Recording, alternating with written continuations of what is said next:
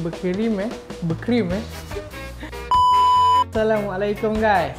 Hari ni kita bertemu lagi dengan segmen review kita guys. Hari ni admin nak try review semua produk yang berunsurkan durian guys. Dekat NZ Food kita ada 3 produk yang berunsurkan durian. Yang pertama kita ada popia durian, yang kedua kita ada pau durian, dan ketiga kita ada kari pap durian.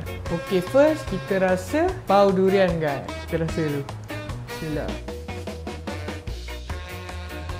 Macam biasa, pau dekat NZ Food ni memang ni lah, rangup tapi lembut kat dalam. Lepas tu dia punya isi durian memang rasa durian guys. Korang makan tu, dia punya krim tu memang rasa sama lah macam durian.